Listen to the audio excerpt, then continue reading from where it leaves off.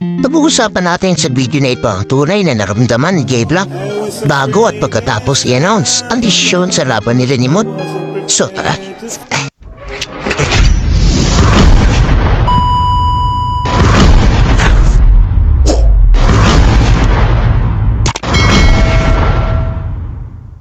Dahil nga marami ang nagsisintay pa sa reaksyon ng mga MCs sa issue na nakaraang event ng TSP. Ito tinarap pa natin ang pahayag ng ilan sa kanila.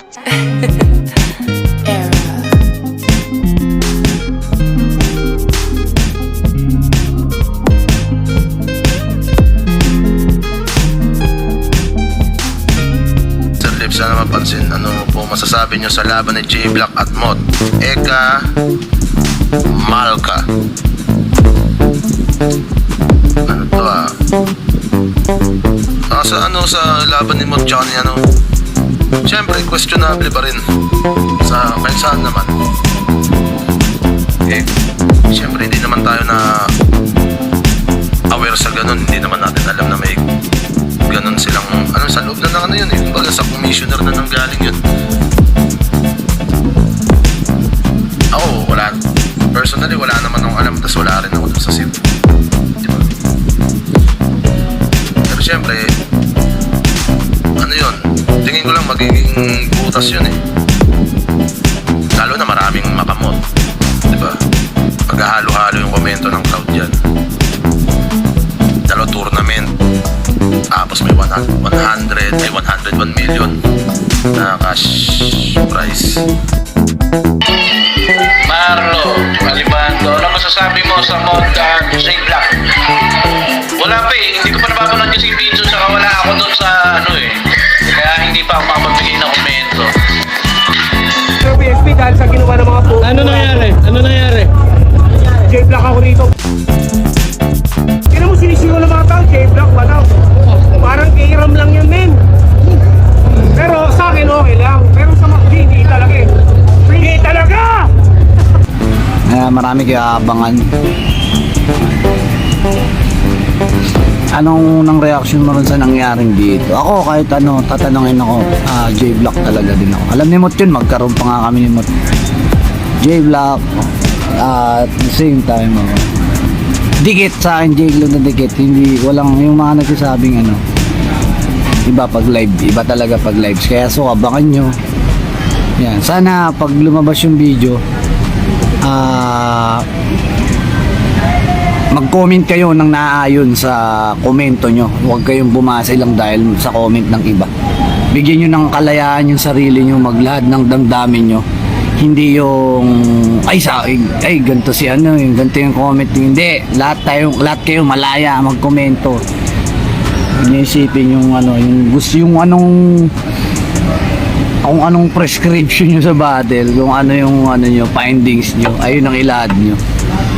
Applicable ba kung 7 ng judges? Pwede, men, para Pero yung sa 5, yung 5 kasi naman yun, men okay na rin yun malabo na rin magtabla yun Pero mas maganda kung 7 judges, men. Kasi talagang kaya lang kasi magastos. Muna sa lahat, magastos. Siguro ginagawa lang yun pag mga finals or sa bagay, naman to, parang isa buhay or Pero magkakaiba may house rules yung PSP na hindi natin pwedeng pangimasukan. So, siguro pag naging judge na lang din ako, pwede ko i-suggest yun. At yun nga, ay meron pa pala, yung Jay Black tsaka Mod nung binaligtad na boto. Ewan ko, parang wala rin akong pakialam talaga dun Di ba, wala rin akong kikitain dun Nang inang yan. Pag nagbigay ako ng ko doon, ng dahilan, wala, siguro kung ako yung bilang nandun sa live, ako, ang kaboto-boto ko talaga doon, si Jay Black. Tapos, kasi malakas naman yung materials kaso parang nakakapag-SS siya, kaso hindi masyadong dumadapo sa kalaban.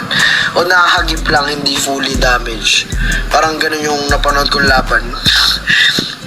Interpretation lang ako kasi parang wala nang pakialam sa bars mo Basta kung paano siya tumatama yun yung importante. Sabi ng balita naman, J-Black naglabas ng punay ng salobin sa nangyari bago at pagkatapos ng laban. Ito at basahin natin. Simulan natin nung kunang in-announce ang nanalo. 3-2 para kay Mut. Di ako magiging plastic at ika naman sa reaction ko na di ko nagustuhan. Pero ibig sabihin nun na di ko tanggapin. At talaga naman wala na akong magagawa. Kaya sa mga pinagsisisiyan ko, kaya hindi pagsaway sa mga tao na nungmagpo sila. At super duper sure akong hindi para kay Mut yun. Tablangfo ako at nawala ang composure.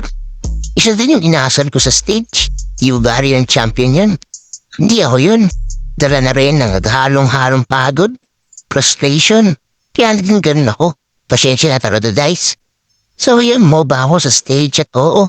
Inapas ko sa sahig yung mineral water ko. At sinipa ko yung isang buwan. Yan ang totoong nangyari.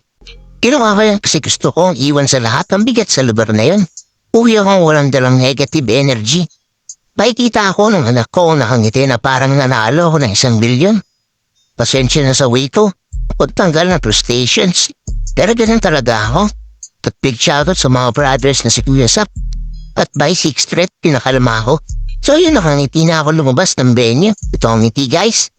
Kahit kailan hindi ako naging plastic sa pagiging mission. Kita naman sa video na di ka tinago yung pagkadismaya.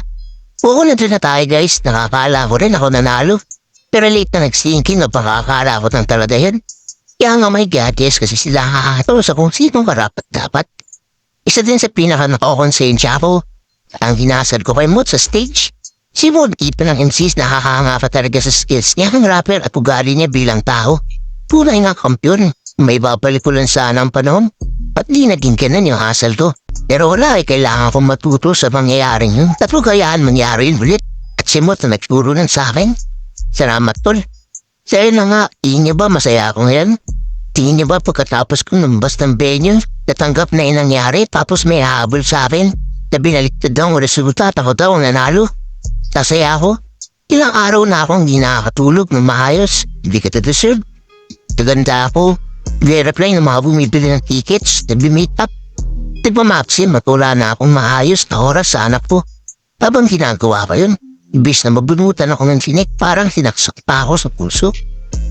Paghihiram ang sugat ng pagkatalo, pero manalo sa ganong pangyayari sa hindi may paliwanag na sakit.